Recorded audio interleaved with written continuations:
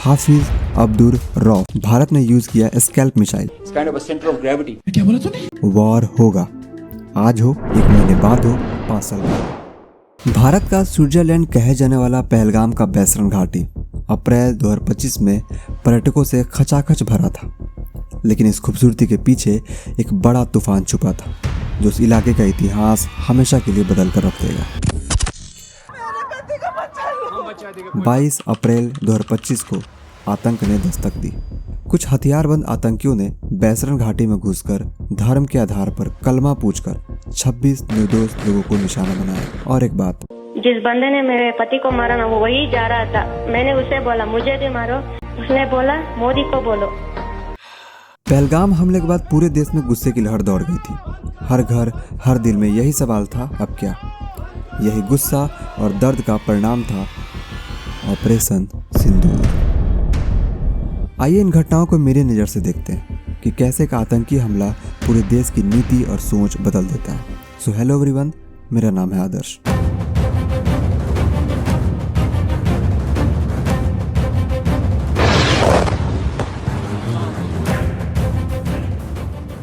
भगवान बुद्ध ने हमें शांति का रास्ता दिखाया।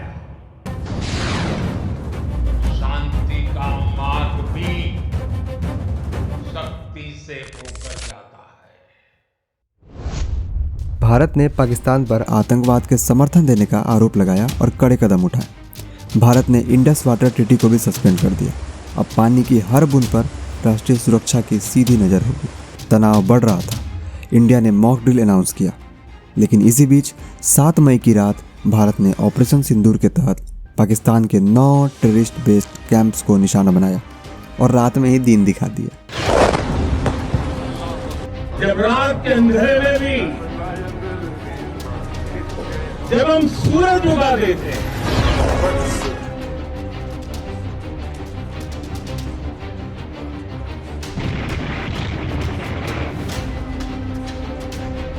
दुश्मन को दिखाई देता है भारत माता की। इस पीएम सूर्योदय दिखाओ योजना में यूज किया स्कैल्प मिसाइल। इसे स्टॉर्म शैडो भी बोलते हैं। ये लॉन्ग रेंज क्रूज मिसाइल है और हाई प्रिसीजन है। दूसरा था हैमर स्मार्ट बॉम्ब। इसे हार्ड स्ट्रक्चर या बंकर्स को तोड़ने का काम करते हैं। और इजराइल का हैरोप कामिकाजे ड्रोन, इसे सुसाइड ड्रोन भी कहते हैं। ये 9 टेरर कैंप्स लश्कर तैयबा, जैश-ए मोहम्मद और हिजबुल मुजाहिदीन के थे।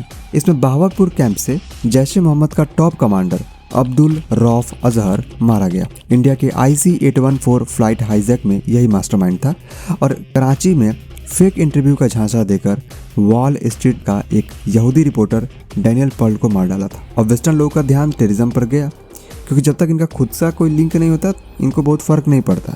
एक दूसरे कैंप मुरीदके से मारा गया लश्कर तैयबा का टॉप कमांडर मुदस्सिर खदियान खास यानी अबुल जिंदल।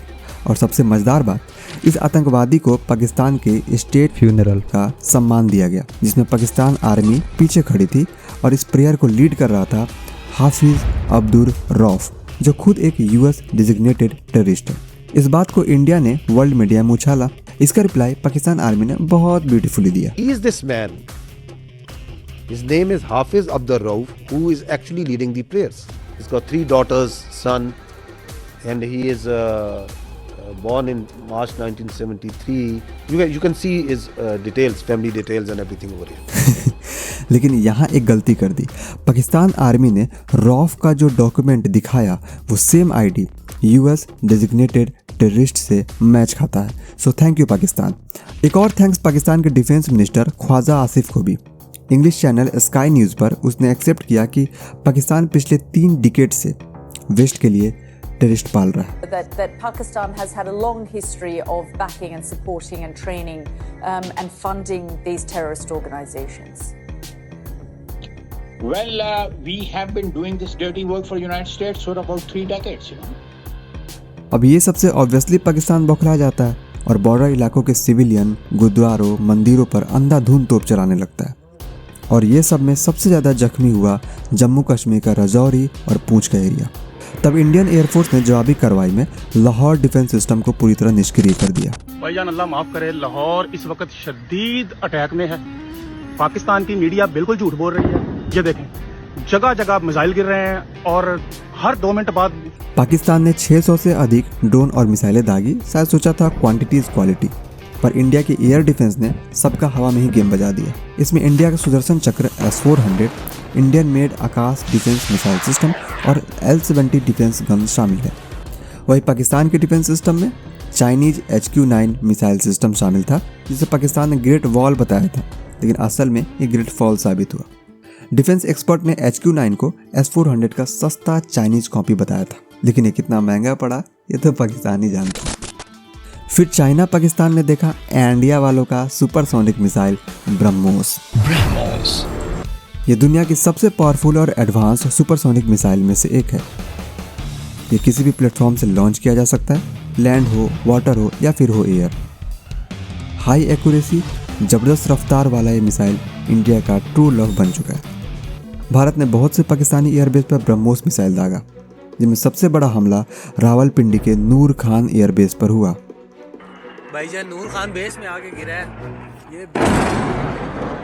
अटैक हुआ है नूर खान बेस पे, बिल्कुल घर के सामने। अभी एक जहाज गुजरा है। ये अभी एक दूसरा ब्लास्ट भी हुआ है हमारी ये नूर खान एयर बेस पे, और बहुत तेजी से ये एक और अटैक हुआ। ये आप लोग मिसाइल गिरते ही बेस पर इतना बड़ा गड्ढा बन गया कि पाकिस्तानियों को लगा प्रधानमंत्री योजना में स्विमिंग पूल बनाया जा रहा है। इन हमलों में पाकिस्तान एयरफोर्स के एयरबेस समेत 20% इंफ्रास्ट्रक्चर डिस्ट्रॉय किया गया। पाकिस्तान ने इस पर और भी जोरदार जवाब दिया सोशल मीडिया पर। और एयरबेसेस देखते ही देखते सब खंडरात बन गए। उनके राफेल हमारे शाहीनों के निशाने पर आए, फेल हो गए। पाकिस्तान ने भारत के सारे एयरबेस, राफेल, UFO, पटना का sea port, satellite, Imran Khan, internet, बिजली, जो समझ आया सब उड़ा दिया भाई। पाकिस्तान ने चीन से PL-15 मिसाइलें, तुर्की से बैरक्टर ड्रोन मंगवाए, लेकिन इंडिया के डिफेंस के आगे सब बेकार। चाइनीज डिफेंस का शेयर 9% गिर गया। उधर भारत की HAL, BEL जैसी कंपनी को शेयर गगन छूने लगा। इस जंग ने पाकिस्तान की इकोनॉमी को गहरा झटका दिया, जबकि भारत अपने ऑल टाइम पीक फॉरेक्स के साथ वर्ल्ड की 4th बिगेस्ट इकोनॉमी बन चुका है। पाकिस्तान DGMO ने इंडिया से कांटेक्ट किया और फाइनली सीज फायर हो गया। अब इसमें USA का कितना रोल है, आई हैव नो आइडिया। देखिए ट्रम्प है ना, वो थोड़ा नार्सिसिस्ट और क्रेडिट पगलू टाइप का आदमी। एक बड़ी खबर आपको बता दें, पाकिस्तान ने युद्ध विराम तोड़ा है। India warned Pakistan on ceasefire violation. फिर इंडियन डिफेंस फोर्सेस ने मीडिया ब्रीफिंग की। पाकिस्तान आर्मी ने भी देखा कि ये तो बड़ा सा टेबल लगाकर बड़े स्क्रीन पर satellite image, drone recording, submarine सब दिखा रहे हैं, हमें भी दिखाना। तो इन नल्लों ने 2-4 घंटे टाइम बढ़ाकर मीडिया ब्रीफिंग किया और 2 घंटे जबरदस्त तैयारी करके बनाया वर्ड पैड से PPT। मतलब लिटरली PPT बनाया। मतलब क्या है इंडियन डिफेंस फोर्स, एविडेंस लाए हैं सैटेलाइट से, ड्रोन से, भक नहीं सीखे आप पाकिस्तान आर्मी से, चट मंगनी पट PPT। आइए पाकिस्तान के PPT से हम लोग ही कुछ सीखते हैं। ये इस ऑपरेशन के सभी सेक्शंस में से सबसे डरावना सेक्शन है, तो अगर डर लगे तो मुझे कुछ मत कहना। ये कहानी है उस पावरफुल मिलिट्री की जिसको चाइना बोलता था तुम्हारी हिम्मत मेरा इंजन। क्या ही मास्टरपीस है। रशिया बोलता है पश्चिम को नया मास्टर मिल चुका है। इंडिया बोलता है हमें कैसे भी पीस दिला दो भाई, जो अमेरिका के आकाश पर शासन करता हो। सारे गलत। ये है the world powerful military, the great Pakistan armed forces. ऐसा मत करो मेरी जान। मजाक लग रहा है आपको? पाकिस्तान एयरफोर्स। जिस राह पे तुम चल रहे हो बेटा, एक दिन पूरी तरह फंसोगे। पाकिस्तान एयरफोर्स से ट्रेनिंग लेने के लिए फॉरेन पायलट्स पागल हो रखे हैं, लाइन लगा है, नस काट रहे हैं। Pakistan Air Force, alhamdulillah, is giving training to foreign countries. They are coming and asking in numbers. They want to come and have training with us. और सोचो इस लाइन में सबसे आगे कौन है? नाइजीरिया? ना टर्की। ये सब क्या देखना पड़ रहा है? अच्छा है मैं अंधा हूँ। अब इसमें नेवी वाला कैसे चुप रहा था? उसने भी तो PPT बनाया है। तो उसने सबमरीन्स, शिप्स, एयरक्राफ्ट्स सब उतार दिया। समस्या यह है कि यह फोटो 29 दिसंबर 2023 का कराची के एक एनुअल फंक्शन का था, लेकिन इसने तो इंडियन नेवी का सबमरीन वाला फोटो देख रखा था, तो इसने सोचा कि भाई आज ऑमलेट नहीं बनाऊंगा, आज तेल का ऑमलेट बनाऊंगा। पाकिस्तान ने नेवी उतारा था लेकिन फोटोशॉप पर। अब आते हैं इस पर। यह पाकिस्तान का नेशनल क्रश बन चुका है। क्यों? क्योंकि इसने 25-30 राफेल मार गिराया है। अब राफेल में क्या कमी रह गई, आइए सुनते हैं एक्सपर्ट से। लेकिन एक डिस्क्लेमर है, अगर आपको इसका इंग्लिश समझ नहीं आया तो टेंशन मत लीजिएगा, शशि थरूर को भी नहीं आएगा। ठीक है। It's not the fact that the Rafale is a bad plane. Rafale is a equally potent, very potent aircraft. I mean, if employed well, but it's how you're, with all in all fairness and jokes aside, it's all the training. I think it's the, as mentioned, the direction, the leadership that propels you in that direction, gives you confidence, and the support of the nation. अब देखते हैं कि आदमपुर में इसने S-400 कैसे destroy कर दिया था। Attacking them is a easier part than identifying it on ground, because it is mobile, it's a high value thing, and you guard it. It's kind of a center of gravity. क्या बोला तूने? सोचो पाकिस्तान की जनता कितनी जाहिल है। ये centre of gravity उसका नेशनल क्रॉस है, और इसने बोला कि आदमपुर के S-400 उड़ाया है। मोदी जी पहुंच गए आदमपुर। यही नहीं, अभी और सुनिए। एक रिपोर्टर ने इससे पाकिस्तान के डिफेंस सिस्टम से रिलेटेड एक टेक्निकल क्वेश्चन पूछ लिया कि सरफेस टू सरफेस और सरफेस टू एयर मिसाइल को पाकिस्तान कैसे रोक सकता है। If you could tell me in very non-technical terms about air defense system, what are the capabilities that Pakistan have when it comes to neutralizing surface to surface and air to surface missile systems? भाई यहाँ पे क्या हो रहा है? भाई यहाँ पे क्या हो रहा है? भाई ये कहाँ फंस गया भाई मैं? भाई Air to surface.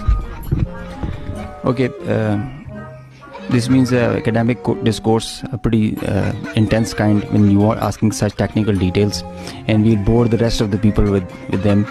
But I must, on a broad guideline, that the Pakistan Air Force Air Defense System is pretty capable. Broad guideline that the Pakistan Air Force Air Defense System is pretty capable of handling high-speed, long-range vectors, even hypersonic weapons.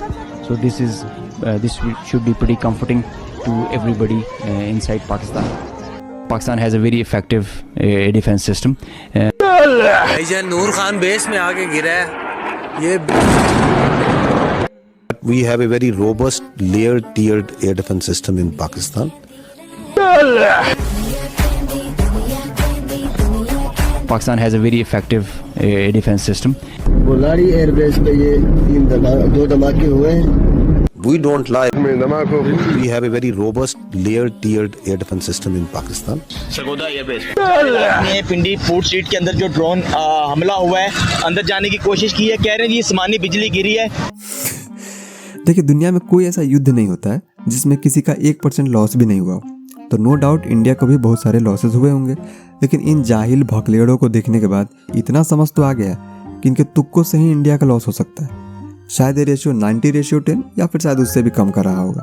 Starting में इन जाहिल भोकलेड़ों ने बहुत झूठ बेचने का try किया, foreign media ने खरीदा भी, लेकिन CNN के एक इंटरव्यू में जब पाकिस्तान के डिफेंस मिनिस्टर से पूछा गया प्रूफ, तो रिप्लाई क्या मिला? Pakistan claims it shot down 5 Indian Air Force jets and a drone, as I understand it. India says there's no evidence of that, no proof. Can you provide more detail? Where's the evidence for that, sir? It's all over the social media, Indian social media, not on our social media. The reason to talk to you today, sir, is not to talk about content all over social media. I'm sorry. It's not to talk about content all over social media. I'm asking you very specifically. इनको लाहौरी जुबान का पता नहीं होगा, हमें पता है। ये कुछ नया नहीं है। ये 1971 के टाइम पाकिस्तानी न्यूज़पेपर डॉन का एक आर्टिकल है जिसमें इंडिया के 49 जेट्स गिरा चुका है। कुछ ही टाइम बाद 93,000 सैनिक सरेंडर। ले भाई, आपको क्या लगता है पाकिस्तान आर्म्ड फोर्सेस में कैसे सिलेक्शन होता होगा? सरकारी स्कूल के बेंच जैसा एक टेबल, उस पर 3 लटका मुंह, शशि थरूर के गांव के मजदूर जैसा इंग्लिश, 2 घंटे PPT और बकरी की टट्टी जैसा फोटोशॉप बनाना आता। 0 फैक्ट, 0 एविडेंस और लंबी लाहौरी जुबान जिससे आप पोछा भी लगा सकते हो। बस हो गया सिलेक्शन, बन गए आप राजा। अब हो जाइए फुली अलर्ट। आपकी armed forces are fully alert. Temporary ceasefire के बाद प्राइम मिनिस्टर का एक बहुत जरूरी क्लियर स्टेटमेंट आया। निश्चित तौर पर ये युद्ध का नहीं है, लेकिन ये युद्ध आतंकवाद का भी नहीं है। भारत का मत एकदम स्पष्ट है, टेरर और टॉक एक साथ नहीं हो सकते। टेरर और ट्रेड एक साथ नहीं चल सकते, और पानी और खून भी एक साथ नहीं बह सकता। टेररिज्म को लेकर ऑपरेशन सिंदूर से एक नया रेड लाइन खींच चुका था। ऑपरेशन सिंदूर ने आतंक के खिलाफ लड़ाई में एक नई लकीर खींच दी, एक नया पैमाना। पहला, भारत पर आतंकी हमला हुआ, हम अपने तरीके से, अपनी शर्तों पर जवाब देकर रहेंगे और उस जगह जाकर कठोर कार्रवाई करेंगे जहां से आतंकी जड़ें निकलती हैं। दूसरा, कोई भी न्यूक्लियर ब्लैकमेल भारत नहीं सहेगा। न्यूक्लियर ब्लैकमेल की आड़ में पनप रहे आतंकी ठिकानों पर भारत सटीक और निर्णायक प्रहार करेगा। तीसरा, हम आतंक की सरपरस्त सरकार और आतंक के आकाओं को अलग अलग नहीं देखेंगे। अब टेररिज्म भी एक्ट ऑफ वॉर माना जाएगा। इंडिया के सॉफ्ट पावर में बॉलीवुड मूवीज का एक बड़ा रोल है, लेकिन बॉलीवुड एक्टर्स में इक्का दुक्का छोड़कर सब के सब चुप। इसका रीजन ये हो सकता है कि इन्हें पाकिस्तान के व्यूअर से कमर्शियल बेनिफिट मेंटेन रखना हो या फिर एंटी नेशनल लोगों को खुश करना हो। ऐसे लोगों के लिए मैं कुछ बोलना चाहता हूँ।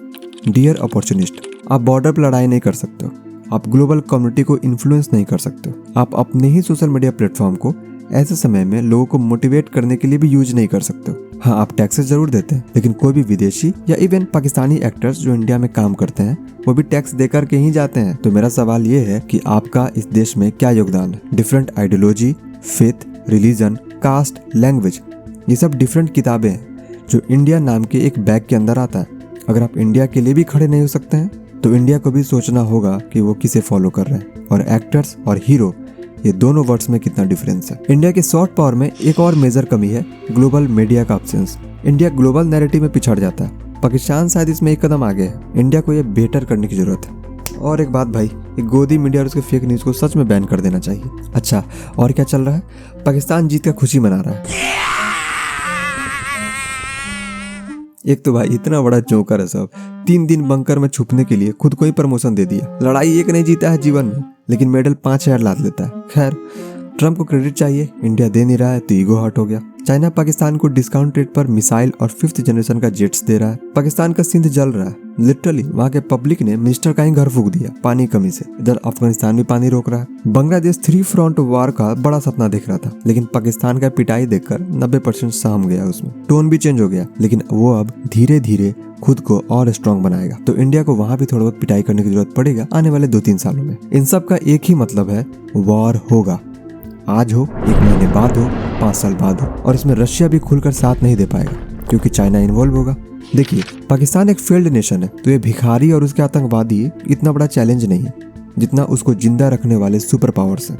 सेकंड नंबर पर चाइना, क्योंकि उसका रीजनल इंटरेस्ट है। और फर्स्ट पर आज भी यूएसए है। यूएसए इंडिया को एशिया का दूसरा चाइना बनता हुआ नहीं देख सकता, तो इंडिया को अनस्टेबल रखने के लिए पाकिस्तान को जिंदा रखेगा वो। अब सोचिए ना, ये आतंकवादी एडवांस्ड गन्स खुद से नहीं बना सकते, लेकिन इंडिया पर जितने भी रिसेंट अटैक्स हुए हैं इन सब के पास advance USA made M4 rifles मिले हैं, और वो भी लिमिटलेस। तो इंडिया को भी सुपर पावर बनना होगा, जिसका रास्ता आत्मनिर्भर भारत से होकर जाता है। ये बस हथियारों में ही नहीं, सोशल मीडिया, यूट्यूब, जीमेल और मैन्युफैक्चरिंग सब सम्मिलित है। इस जंग से एक और बात पता चला, ध्यान रखिएगा, नेक्स्ट टाइम अगर जब भी पाकिस्तान से लड़ाई होता है तो नाम भले ही पाकिस्तान का होगा, लेकिन असली लड़ाई चीन लड़ेगा।